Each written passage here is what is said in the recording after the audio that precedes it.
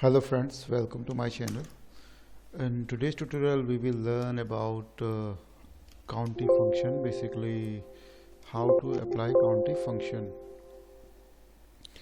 So let's go to our data.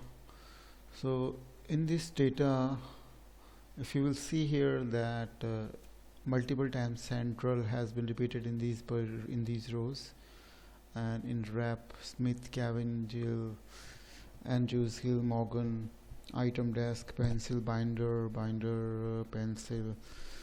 So these items has been multiple times repeated on these rows.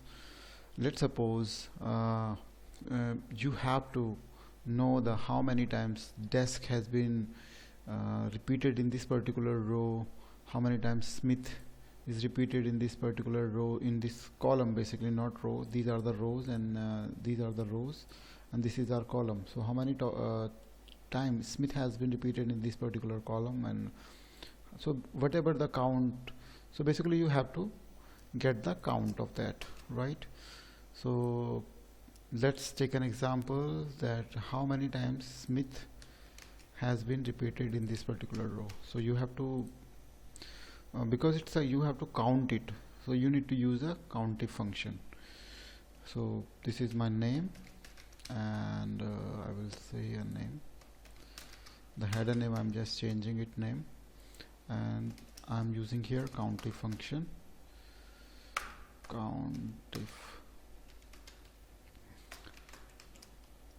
So in this video I will show you that how to apply the countif function. It's a very easy function to apply. Okay, so suppose this is my data, and it is not like it is in the same sheet right now, because I want to show you that how it's calculating the name in this particular range. So let's suppose this is my name, and I have to just check it in this particular column that how many times it has been repeated. So simply I have to use the countif function. So once you will apply the countif function and you will start it with the bracket, then you will see in the drop down, not drop down, this is called IntelliSense list. In this IntelliSense list you will see that blue, it is highlighting. This is the highlighting, right? It means first of all I have to apply this criteria. So it is asking for me to which range you want to apply. So this is my range, because my name is existing in this row, right? So you have to just find out that which in which particular column this name is existing, right?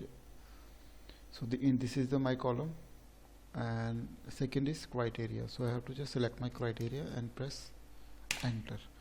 Then you will see here that how many times Smith has been repeated in this particular column. So it is 3 times. And let's copy Andrews, right?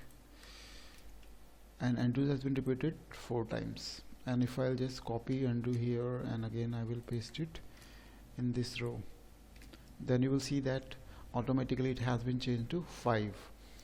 So same goes with this one.